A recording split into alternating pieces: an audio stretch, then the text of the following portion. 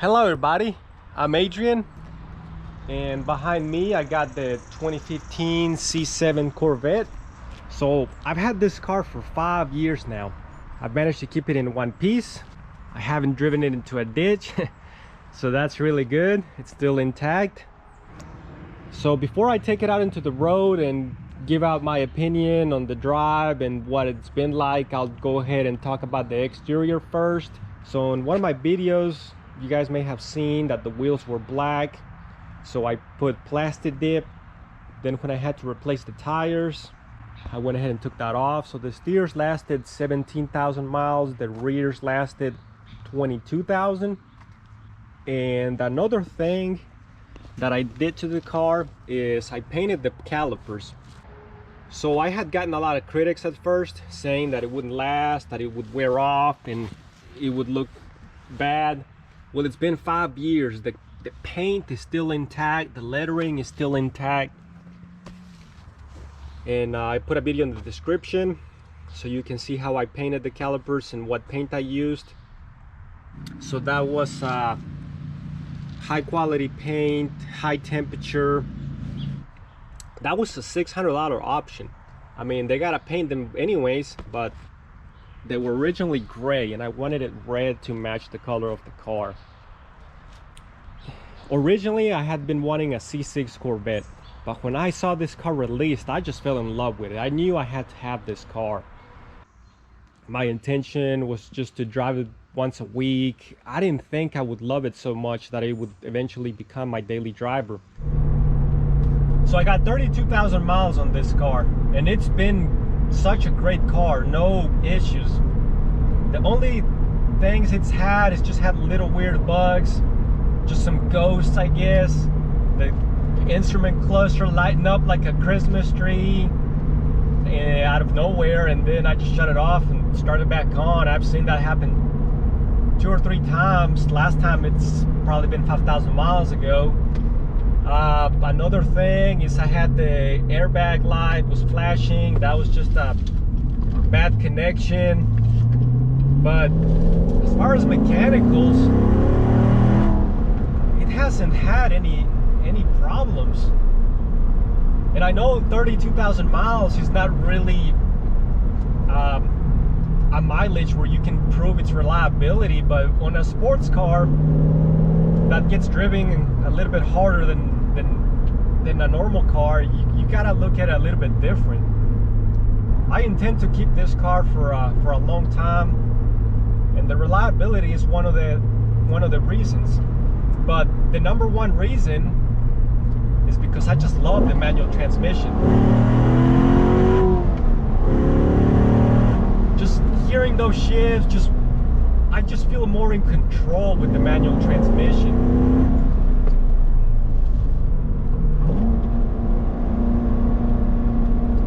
And that rev match, I can just downshift it, let off the clutch immediately, and the computer compensates for my bad driving.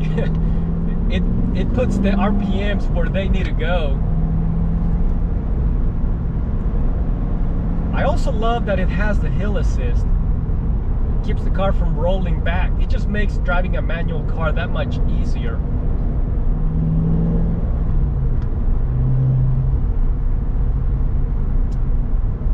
And honestly, it's the manual transmission that kept me from buying the mid-engine Corvette.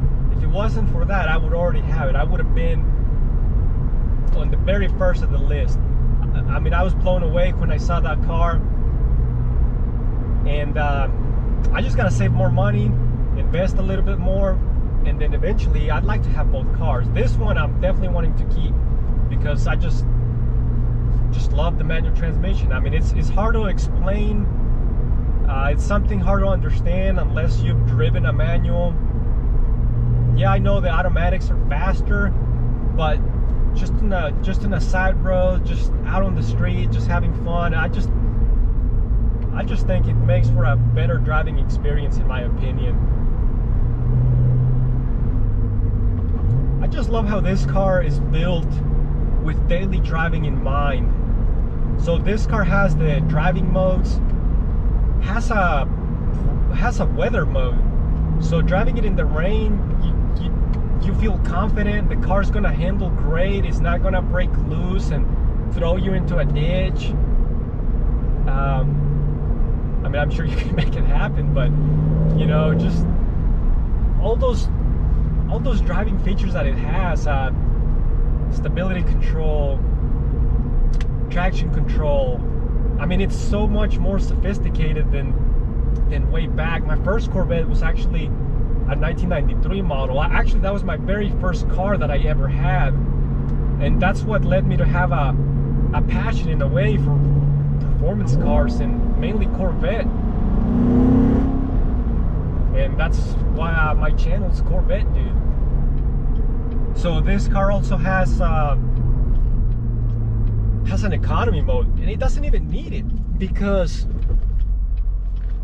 it's not even hard to get 30 miles to the gallon on the highway, like without even breaking a sweat. I was able to average up to 32 miles to the gallon just on normal mode, 7th gear. I got a video in the description where I show that. I was able to get up to 35 actually on economy mode. That's 4-cylinder mode, and that is just incredible for a car that can hit 0 to 60 in 4 seconds. So no compromise there. Best of both worlds, great performance, great fuel efficiency. And this car's also affordable to maintain. It's still a Chevrolet. So I use this car to go run some errands, use it as a grocery getter. It's got a lot of trunk space. It's just so practical in so many ways. Even the ride height of this car, I can back up into a sidewalk and the clearance is just perfect. So they thought about this car in so many ways. Another really awesome thing about this car is that it has a removable top, and that's a standard feature on all the Stingrays, even the CO6. And when it comes to exotics, a good example that comes to mind is the Lamborghini Aventador. How the Roadster's over 40 grand for it being a car that has a removable top, and it's just incredible how they incorporate that into this car as a standard feature. And it's really easy to remove. In less than a minute I can have the top in my trunk and just enjoy the car even more. Especially like today, it's cloudy, it's sunny, temperature is great, so it just brings more enjoyment out of the car. I'll be doing some more videos with the top down, and let me know what other kinds of videos you want to see. But yeah, definitely a great car. So that was a quick review on what it's been like for the last 5 years. So thanks for watching. Like and subscribe.